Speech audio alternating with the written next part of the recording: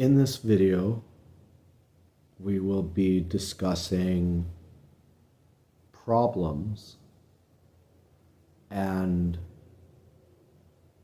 solutions. The main topic of this conversation, however, will be the problems and what the solution is derived from the problem.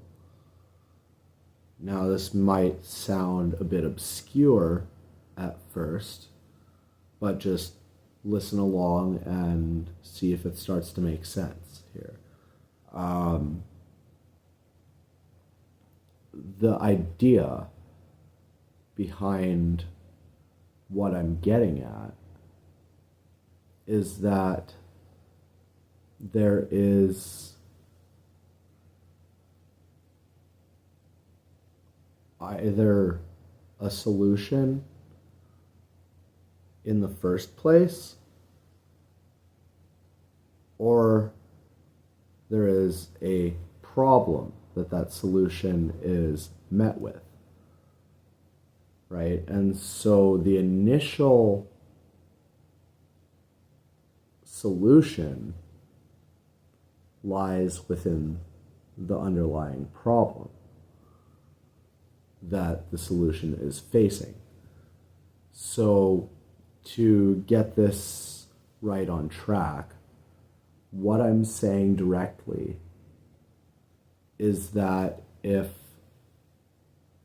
you are faced with a problem that is so much greater than the situation at hand for you that it becomes overbearing and something that you can't stand anymore of, then likely that greater problem represents a greater solution.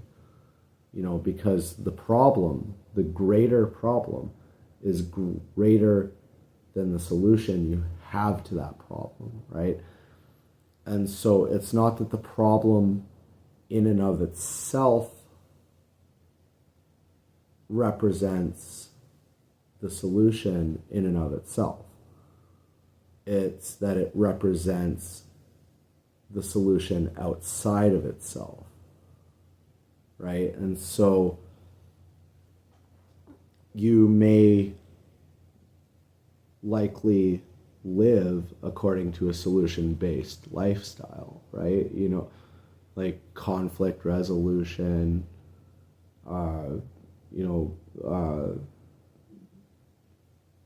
heightened sensitivity solutions. Like there's different situations where you need to use a solution-based mindset all of the time, right? But you might find yourself looping back around to the same obstacle every time, that where the obstacle is a greater problem than you know how to handle, right? And there's a difference. There is a keen difference between not being able to handle a problem and a problem being greater than your solution, right? If you come to that problem head on every time, and it's more than you can handle, then it's likely something that you can work your way around and get to the other side productively still. But the idea is whether or not the problem is overbearing. We can decidedly not stand something, but it's inevitable if it's more than we can bear, right? And so if the problem is such a great problem that it's inevitable despite what you're doing, then likely at that point that it's despite what you're doing, you need to change something, right? And looking at it from that lens, what is the conflict resolution, let's call it?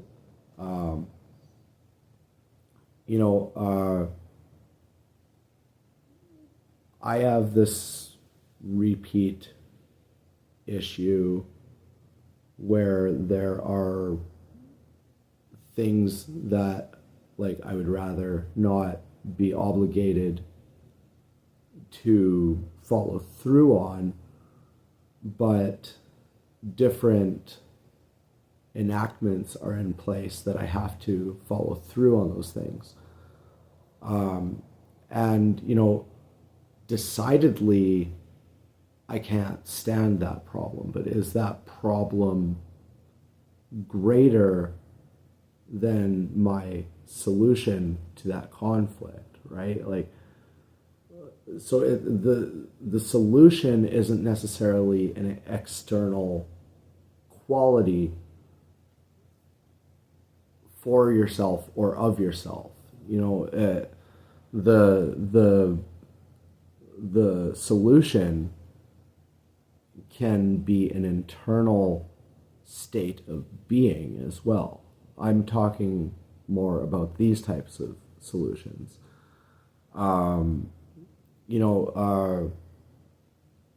It applies externally as well, but I'm talking on a mental plane of existence. There's there's mental and emotional, psychological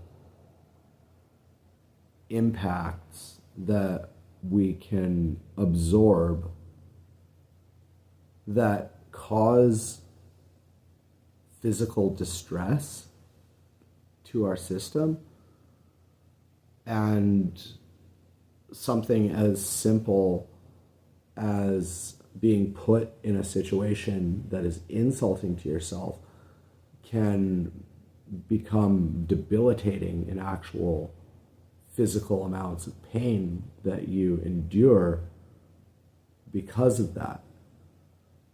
And so, that's sort of what I'm going through. I have to go to these appointments, and I have to answer all of these repetitive questions that lead to no solution in and of themselves. So that's where my problem lies, is that there's no solution being derived out of all of the questions I'm being asked. There's no answer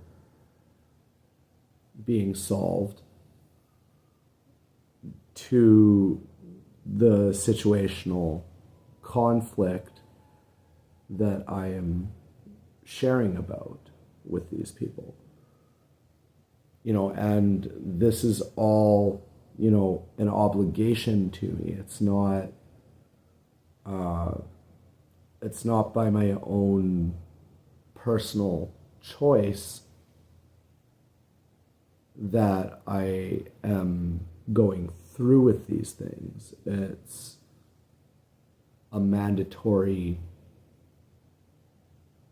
demand of my existence in this country. just for who I am, right? And so I am enduring a lot of pain and a lot of struggle, both mentally and physically, due to a problem that is greater than myself, but it is not providing a solution-based answer to any of my problems. So here's a good way of putting it. If the problem you are facing is addressing your actual problems, then perhaps it's time to merge the two and look at the solution-based answer that lies within that external problem, right? Like, time to dissect that issue for what it truly is. Whereas if a problem you're facing is causing you problems in order to disguise itself as a solution-based answer to the problems that it is causing, then every time it connects with you, it removes that part of itself and leaves you in your original form and takes the problem farther away with it. And when the problem does something like that, when it takes itself away from the original source, then it has to manifest itself into an even larger problem next time to come back to redisguise the entire situational conflict that it is causing. Now, I'm saying it as the problem, as though people don't cause the problem, right? But realistically, it is people causing the problem. People who don't listen, people who only have the bottom dollar as their prerogative.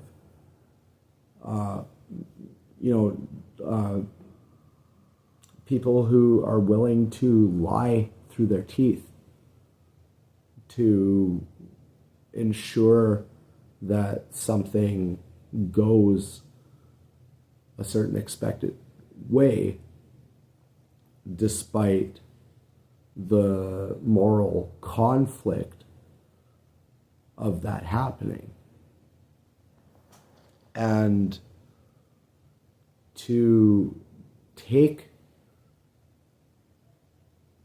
head on that sort of burden of responsibility for solving a problem like that, in and of itself, is more than a person can bear. But you're not ever pushed that far. That's what indicates that it's not actually a greater problem than you can take hold of. Decidedly you can't handle it, but that's until you can come back to it at a later date with a more powerful truth than the lie that is laying underneath of it, right? And so the idea is that, there's a time and a place for a problem, and that the time and a place for a problem is where there is already a problem. You meet a problem with an alternative problem, and judging from the characteristics of each problem, you can derive which one represents a greater solution, right? It's a very customized aspect of conflict resolution. Like, say you're experiencing harassment and the harassment just isn't ending. You've gone to human resources and they do nothing. You have spoken with the managers, they've done nothing. No governing body of your employment is resolving the conflict of the harassment in the workplace, let's say. Now, what is the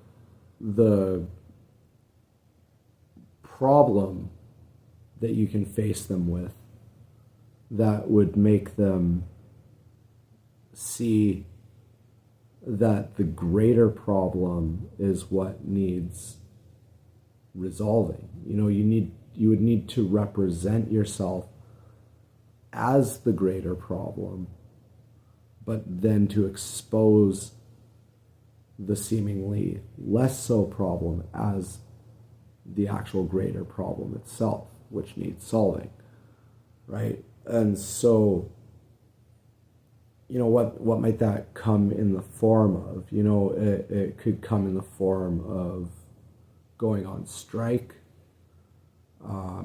It could come in the form of, like standing up for yourself,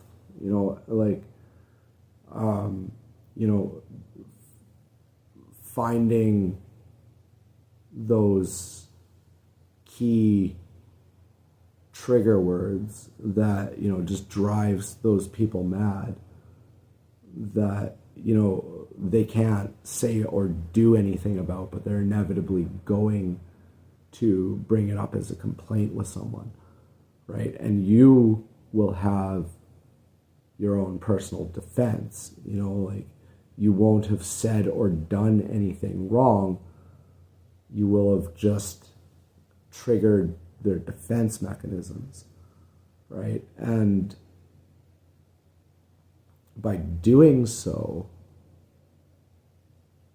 you are representing to the problem a greater problem than they can resolve. And that resolves or neutralizes the issue at hand, right?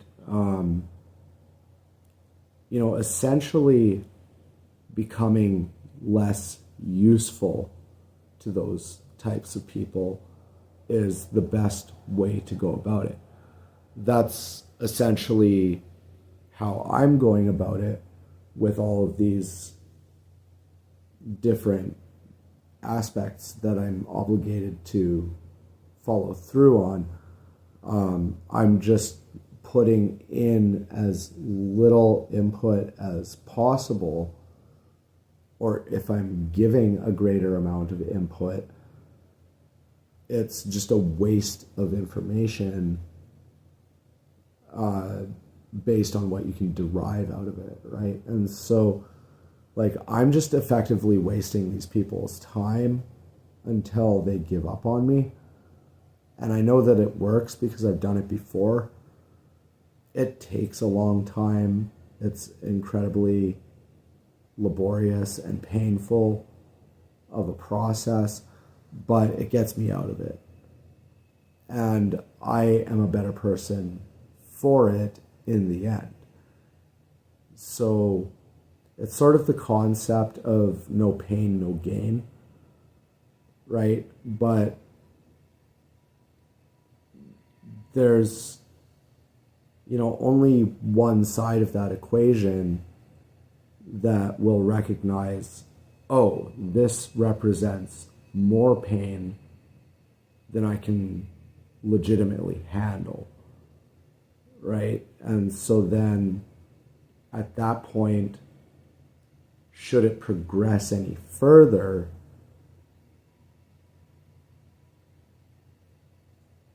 then it overtakes the former problem and becomes the modern solution, right? And so looking at it that way, there are only so many ways to reach a conflict resolution. And the best way to do it, like I said, is like just be a waste of their time. Just tire them out. Just be as useless as you can get away with being if you must be there, right? And it takes away so much of the obligation of being there. It becomes more for your own entertainment value that you're doing these things than a punishment that these people are trying to inflict on you for doing absolutely nothing at all but being yourself. And you can break down the psychology of these problem causers all you want, but realistically, it's that they're feeding themselves a lie. Like at the base of it all, they're just smashing a lie into themselves repeatedly.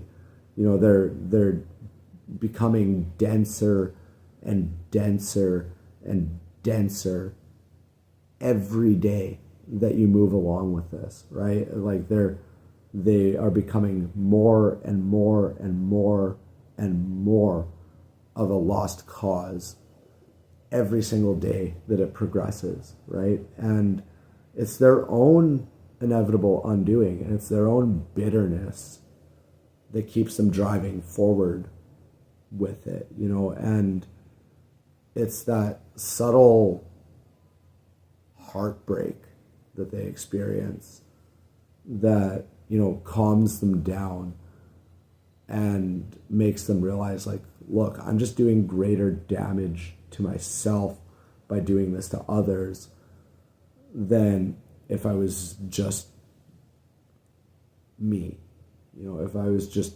who I am instead of who I make myself to be, right? And,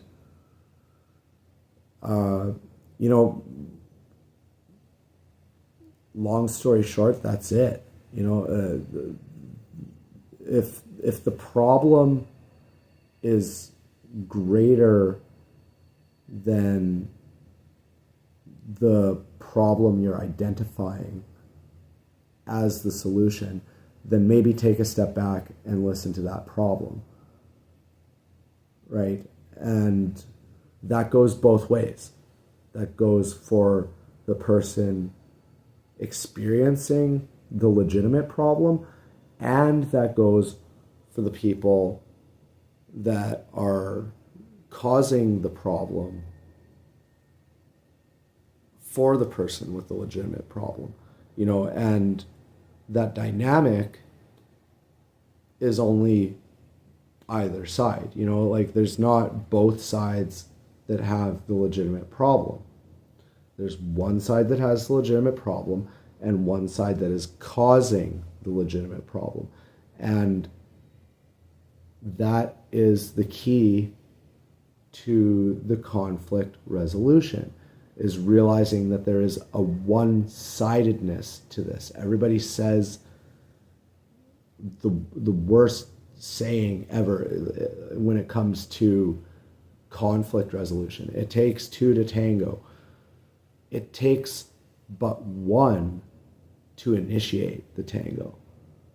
If you're caught following along with the tango because you're in a situation you can't get out of, that is not your initiation of that problem. Therefore, you are not a part of the problem. You are just experiencing the problem, and they are causing it for you.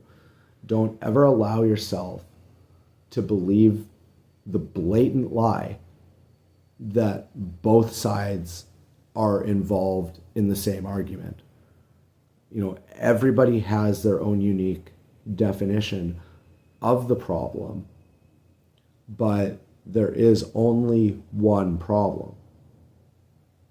And that one problem is what needs to be dissolved by the person or people causing the problem for that person or people.